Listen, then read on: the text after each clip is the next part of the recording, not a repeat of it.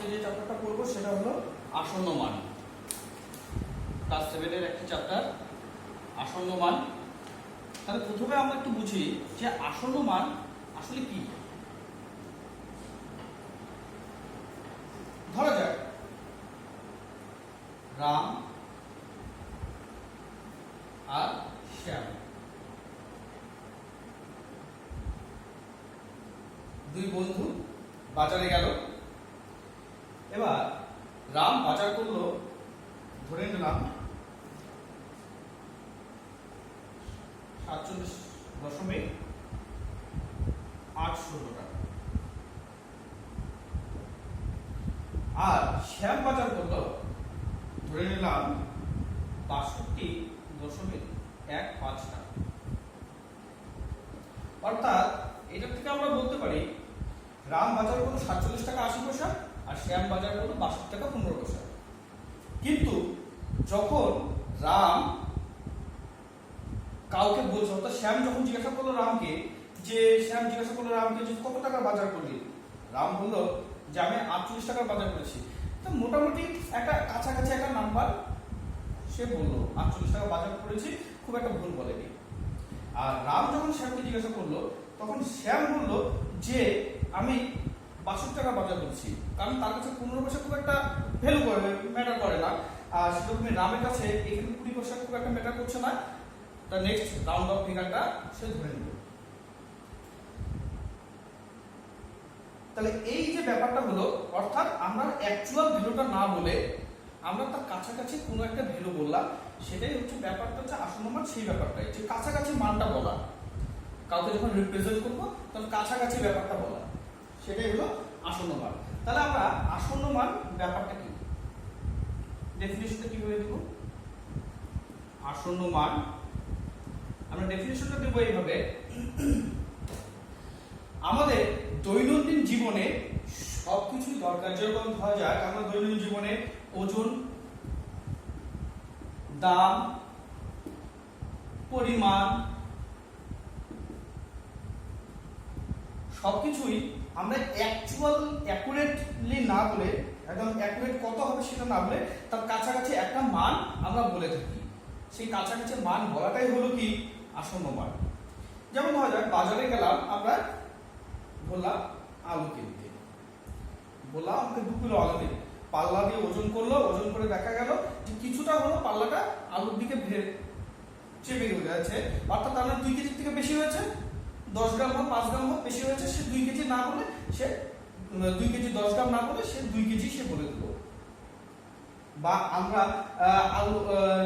আলুর দাম যদি আমরা বলি, ধরো সে 2 কেজি 10 গ্রামই সে ধরলো, 2 কেজি 10 গ্রামের দামটা ওরকম একটা ফ্র্যাকশনালি হবে, 5 পয়সা 10 পয়সা বা কিছু একটা আসবে, সে 5 পয়সা 10 পয়সা বাদ দেয়, তার কাছাকাছি যে পয়েন্টটা আছে সেটাকে আমাকে ধরা হয়, সেটা ধরে সে বলে দিল। হয়তো বা 10 টাকা কিলো যদি হয়ে থাকে, তাহলে 2 কিলো 10 গ্রামের দাম হচ্ছে 20 টাকা 20 পয়সা, সে 20 পয়সা বাদ দিয়ে সে 20 টাকা বলে, 20 টাকা দিল।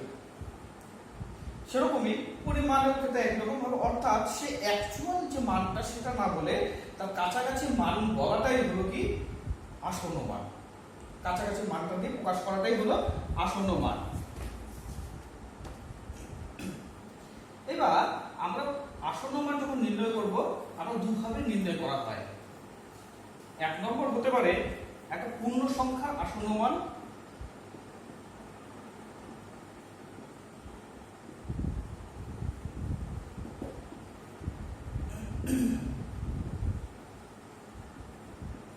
পূর্ণ সংখ্যা আসন্ন মান। পূর্ণ সংখ্যা আসন্ন মান কি? ধরা যাক আমার কাছে সংখ্যা আছে, আমাকে বললো কেউ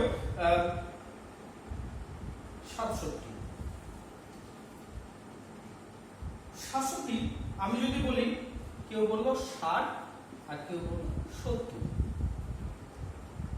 আসন্ন মান, কাছাকাছি মান। কাছাকাছি মানটাকে আমরা বলা হবে আসন্ন মান। অর্থাৎ কেউ বললো 60, কেউ বললো 70।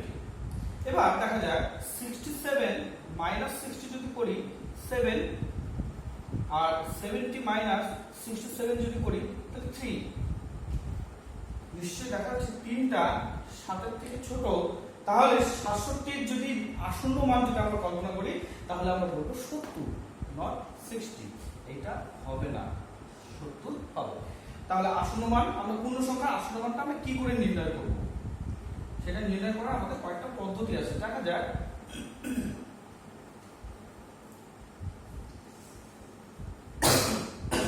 আমরা ছোটবেলা থেকেই পড়েছি একক, দশক, শতক, হাজার, এগুলো পড়েছি। এটা একক স্থান, এটা দশক স্থান, এটা শতক স্থান, এটা হাজার স্থান। হাজার স্থানে এখানে আমাদের প্রশ্নের মধ্যে থাকতে পারে সহস্র কথাটা থাকতে পারে, সহস্র কথাটা থাকতে পারে, সুতরাং অসুবিধা নেই, হাজারের পরিবর্তে সহস্র কথা কোথাও কোথাও ইউজ হতে পারে, ব্যবহার হতে পারে। অযুত থাকতে পারে, নিযুত, অযুত, লক্ষ, নিযুত, কোটি, বিভিন্ন রকম সংখ্যার হিসেবে একটা আসে, ওটা আসবে। ব্যাপারটা হচ্ছে আমাদের এখানে তো চারটি সংখ্যা দিয়ে আমরা দেখাই, 4 অঙ্কের একটা সংখ্যা দিয়ে দেখাই। ধরা যায় প্রথম নিয়মটা কি, নিয়মটা বলছে কি যে আমাদের যে স্থানের আমাদের আসন্ন মান নির্ণয় করতে বলছে সেই স্থানের অঙ্কটার ঠিক পরের স্থান, অর্থাৎ যদি দশক স্থানের অঙ্ক বলে তাহলে তার একক স্থানের অঙ্কটা নিয়ে আমাদের চিন্তা করতে হবে। যদি একক স্থানের অঙ্ক যদি 5 থেকে 9 এর মধ্যে হয়, 5 থেকে যদি 9 এর মধ্যে হয়, তাহলে দশক স্থানের যে অঙ্ক আছে তার সঙ্গে আমাদের 1 যোগ করে দিতে হবে, হলো? এবং একক স্থানের অঙ্কটাতে 0 বসাতে হবে। বোঝা গেল? অর্থাৎ যে সংখ্যাটাকে আমাদের যে সংখ্যা অবধি, ওটাকে বলা হলো যে দশক অঙ্কের সংখ্যা অবধি আমাদের আসন্ন মান নির্ণয় করো। তাহলে দশক অঙ্কের পরের যে কি আছে একক অঙ্ক সংখ্যা, একক অঙ্কের সংখ্যাটা যদি অঙ্কটা একক অঙ্কের সংখ্যার একক ঘরের স্থানীয় অঙ্কটা, একক স্থানীয় অঙ্কটা যদি 5 থেকে 9 এর মধ্যে যদি হয়, তাহলে দশক স্থানীয় অঙ্ক যাই থাকুক না কেন ওর সঙ্গে 1 যোগ করে নিতে হবে এবং একক স্থানীয় অঙ্কটাকে 0 বসাতে হবে। এটা হচ্ছে প্রথম নিয়ম। তার মানে দশক স্থানীয় অঙ্কের সঙ্গে 1 যোগ, দশকের সঙ্গে 1 যোগ এবং একক স্থানীয়তে 0 বসাতে হবে, হলো? আর যদি 5 এর থেকে ছোট হয়, ছোট যদি হয়, তাহলে এই অঙ্কটা এই সংখ্যাটা যা আছে তাই থাকবে। অর্থাৎ যদি এখানে 4 থাকে তো 4ই থাকবে, 5 থাকলে 5ই থাকবে, 6 থাকলে 6ই থাকবে এবং একক স্থানীয় অঙ্কটা 0 হবে। তাহলে যদি দশক স্থানীয় অঙ্কটা হচ্ছে সেম হবে আর একক স্থানীয় অঙ্কটা অবশ্যই এটাকে 0 করে দিতে হবে। অর্থাৎ যেই প্রথম নিয়ম হচ্ছে যে অঙ্কটাকে আমাদের নির্ণয় করতে হবে, যে অঙ্ক পর্যন্ত আমাদের আসন্ন মান নির্ণয় করতে হবে, সেই অঙ্ক পরবর্তী যে অঙ্কগুলো আছে সেই সবগুলোই আমাদের 0 বসাতে হবে এবং সাথে কোনটাতে 1 যোগ করতে, যদি 5 সেই অঙ্কটা, তারপরে সব সংখ্যা পরের অঙ্কটা যদি 5 এর থেকে বড় অর্থাৎ 5 থেকে 9 এর মধ্যে হয়, তাহলে ওই সংখ্যাটার সঙ্গে 1 যোগ, ওই অঙ্কটার সঙ্গে 1 যোগ করে দিতে হবে। আর 5 এর থেকে যদি ছোট হয় তাহলে অঙ্কটা সেম রাখতে হবে। একটা সংখ্যা দিয়ে দেখাই তাহলে একটু ভালো বোঝা যাবে। ধরা যায় সংখ্যাটা হলো 3, 7, 8, 4। আমাদের প্রথমে বলা হলো দশক স্থানীয় অঙ্ক পর্যন্ত, দশক স্থানীয় পর্যন্ত আসন্ন মান, অর্থাৎ দশক স্থান পর্যন্ত যদি বলে তাহলে দশক স্থানীয় অঙ্ক এটা আর এক স্থানীয় অঙ্ক এটা, তার মানে এইটুকু আমাদের সেম থাকবে, অর্থাৎ 3, 7, 8 এটাকে আমাদের 0 করতে হবে। এবার এখানে 8, সরি আমি প্রথম বলাটা ভুল হলো, আমাদের যদি দশক স্থানীয় অঙ্ক হচ্ছে তাহলে একক স্থানীয় অঙ্কটা আমাদের 0 হয়ে যাবে, দশক শতক আর হাজার স্থানীয় অঙ্কটা যা আছে তাই থাকবে, সেম থাকবে। এবার দশক স্থানীয় অঙ্কটা চেঞ্জ হতে হবে, চেঞ্জ হবে না। দেখা যাচ্ছে যে এবার দেখবো আমরা দশক এর পরের যে অঙ্কটা অর্থাৎ 4, 4টা কি 5 এর থেকে ছোট, তাহলে এই অঙ্কটা আমাদের সেম থাকবে, অর্থাৎ 8ই থাকবে, হলো? বোঝা গেল? এবার যদি বলে শতক স্থানীয় পর্যন্ত, শতক স্থান পর্যন্ত, শতক স্থান বলতে এইটা, এই অঙ্কটা যদি হয় তাহলে আমাদের এই অঙ্কটার কথা আমাদের চিন্তা করতে হবে। এইটা সেম থাকবে, যা আছে তাই থাকবে। এবার বাকি যে অঙ্কগুলো অর্থাৎ এই দশক আর একক, এই অঙ্কগুলো আমাদের চেঞ্জ হয়ে যাবে, এগুলো শূন্য হয়ে যাবে। বাকিগুলো জিরো, এটা বাদ দিয়ে বাকিগুলো সব জিরো হয়ে যায়। ঠিক আছে, অর্থাৎ শতক স্থানীয় অঙ্ক, তাহলে এই দুটো আমাদের জিরো হয়ে যাবে। তাহলে শতক স্থানীয় অঙ্ক হচ্ছে 7, তাহলে তার পরবর্তীটা কত আছে 8। 8টা কি 5 এর থেকে বড়, তাহলে এই 7 এর সঙ্গে আমাদের 1 যোগ করে দিতে হবে। তাহলে 7 আর 1 যোগ করলে 8। তাহলে এটা শতক স্থান পর্যন্ত আসন্ন মান কত হচ্ছে 3800। এবার বলে যদি সহস্র স্থান বা হাজার স্থান পর্যন্ত, তাহলে হাজার স্থান বলতে এটা, তাহলে এর পরবর্তী যে অঙ্কগুলো আছে সবগুলো জিরো হয়ে যাবে প্রথম কথা। আর এর হাজারের পরবর্তী কত আছে শতক, শতক স্থানের অঙ্ক কত 7, এটা দেখা যাচ্ছে 5 এর থেকে বড়, তাহলে এই 3 এর সঙ্গে 1 যোগ করে দিতে হবে। 3 এর সঙ্গে 1 যোগ করলে 4 হবে।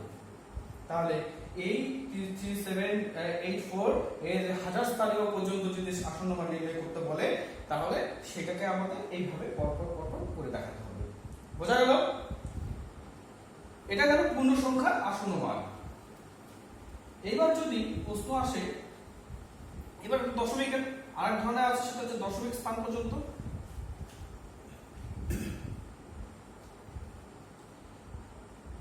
দশমিকের স্থান যখন করব, অর্থাৎ দেখা গেল যে দশমিকের পরে বিভিন্ন সংখ্যা থাকে, দেখা গেল ধরো 3, 7, 3.789 এরকম ধরা যাক সংখ্যা আছে।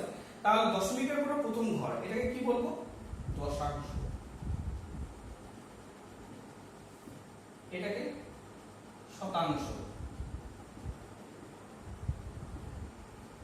এটাকে সহস্রাংশ,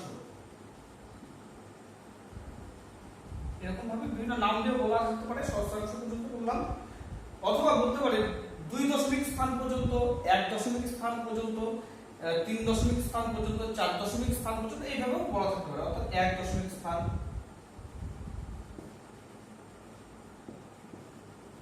অথবা 2 দশমিক স্থান, অথবা 3 দশমিক স্থান,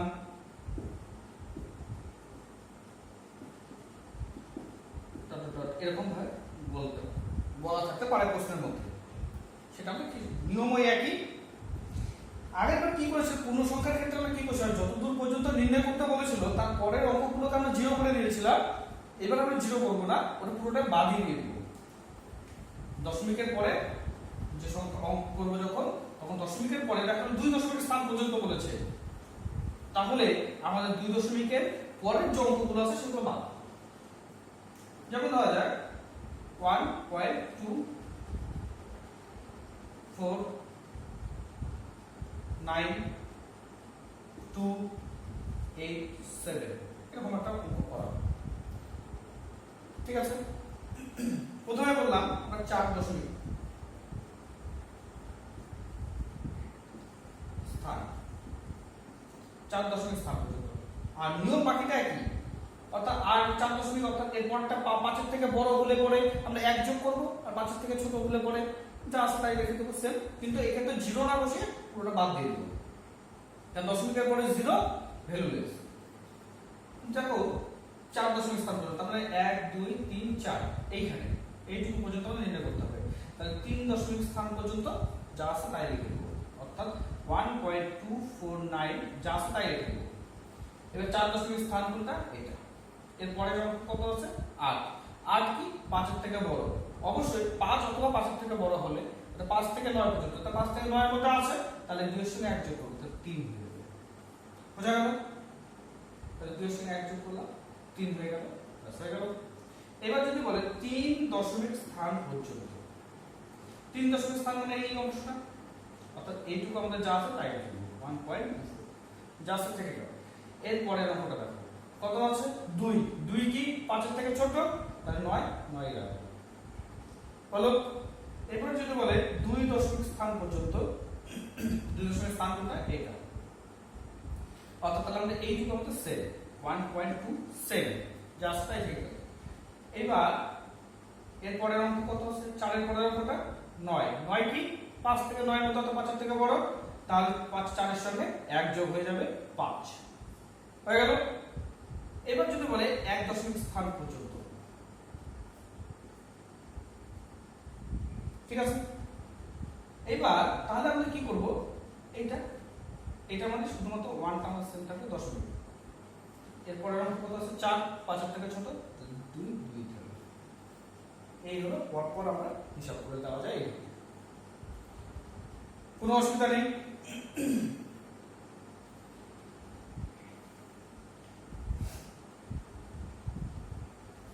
তাহলে এবার আমরা একটু অনুশীলনীতে আসি।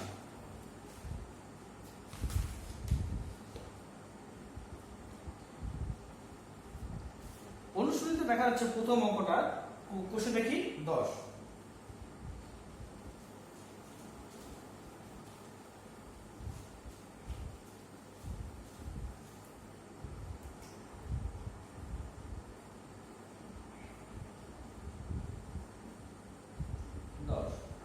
এক নম্বর অঙ্কটা দেখা যাক কি আছে। 3 টাকা 7 জন ছেলে মেয়ের মধ্যে সমান ভাগে ভাগ করে দেওয়া হবে। 3 টাকা 7 জন ছেলের মধ্যে ভাগ করে দেওয়া হবে, 3/7 হবে। বোঝা গেল? প্রত্যেকে কত পয়সা করে পায়, তা 3 টাকা, তাহলে অঙ্কটা হচ্ছে প্রথমে আমরা করি 3 টাকা, এটাকে প্রত্যেকে কত পয়সা করে পায়, তাহলে আমরা টাকাতে হিসাব করি, পয়সাতে নিতে হবে। তাহলে 3 টাকা সমান 300 পয়সা। ঠিক আছে, 300 পয়সা 7 জন ছেলে মেয়ের মধ্যে ভাগ করে দিলে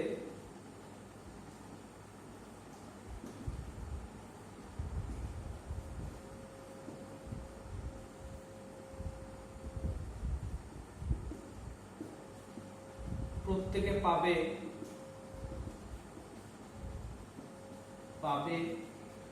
300/7 এত পয়সা। ক্লিয়ার? বোঝা? এটা আমরা বলা, তাহলে আমাদের এটা ক্যালকুলেশন করতে হবে। 300/7 আলাদা করে ক্যালকুলেশন করে 300, 4 7 28, 2 এটা দিলাম 0, 7 2 14, 6 দশমিক দিলাম 0, 7 56, 4 দশমিক আছে 0 আসলো, 5 35, 5 দশমিক 0, 7 7 49, 1। আমরা এরপর আর আগাবো না, এরপর আমি যাবো কিন্তু আমরা এরপর আর আগাচ্ছি না। কেন? কারণ আমাদের এখানে প্রশ্নের মধ্যে দেখা যায় যে 2 দশমিক স্থান পর্যন্ত নির্ণয় করতে বলছে, তাহলে আমরা আর আগাবো না, এখানে রেখে দিই।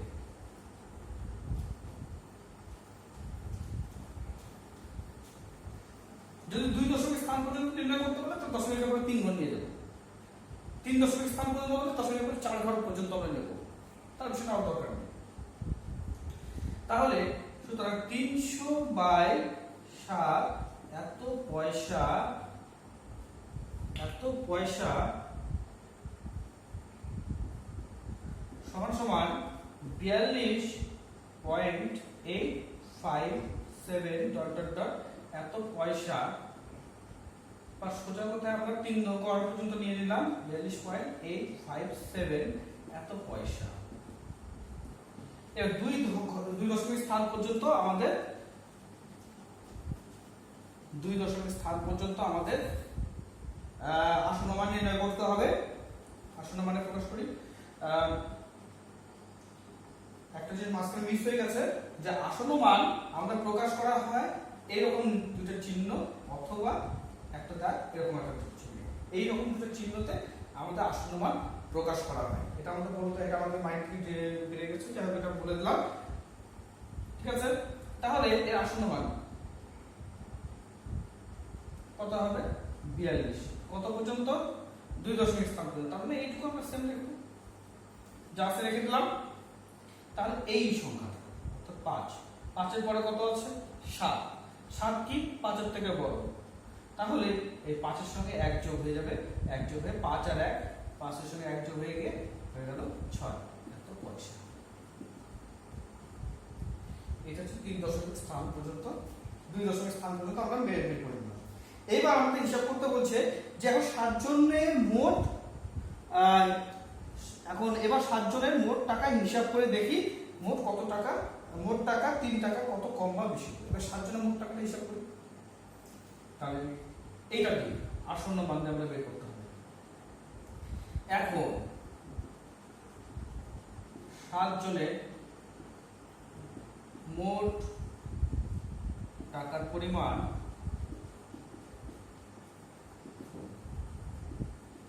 কত হচ্ছে 42.87 এত পয়সা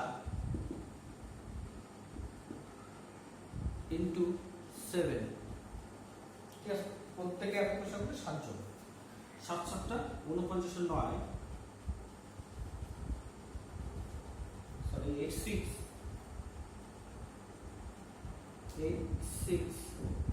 আর 642 2 হাতে কত 4 7 56 4 56 4 60 শূন্য হয় থাকবে কত 6, 7 দুগুণে 14 6 20 শূন্য হয় থাকবে কত 2, 428 আর 2 আর 2 30 এত পয়সা, ঠিক আছে। তাহলে আগে দিয়েছিল 3 টাকা, সব 3 টাকাটা ছিল, কিন্তু এখন এই হিসেবে টাকা দিতে গেলে পয়সা দিতে গেলে আমাদের 300.02 পয়সা বেশি যাচ্ছে। তাহলে বেশি গেল কত পয়সা, মানে সুতরাং বেশি বেশি হলো বেশি হবে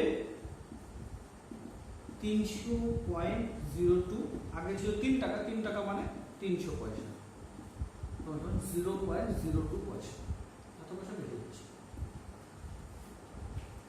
বোঝা গেল? এটা গেল 1 নম্বর অঙ্ক। একই রকম ভাবে 2 নম্বরটা একই রকম, ওখানে 8 জন ছেলে 7 জন মেয়ের কথা বলা হয়েছে, সেটাও একই রকম সেম।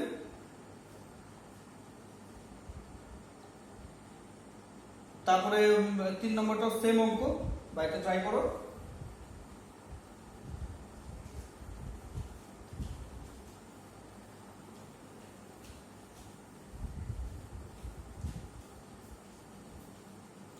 এবার যেটা আছে সেটা হলো 6 নম্বর,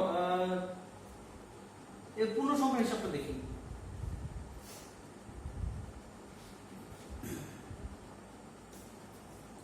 5 নম্বর কি আছে প্রথম অঙ্কটা 54.7049, এটা কি বলছে সংখ্যাটি দশমিকের আগের পূর্ণ সংখ্যা, সংখ্যাটি দশমিকের আগের পূর্ণ সংখ্যা, সংখ্যাটি এটা পূর্ণ সংখ্যা। তাহলে প্রথম অপশন যেটা ছিল দশমিকের আগের পূর্ণ সংখ্যা, দশমিকের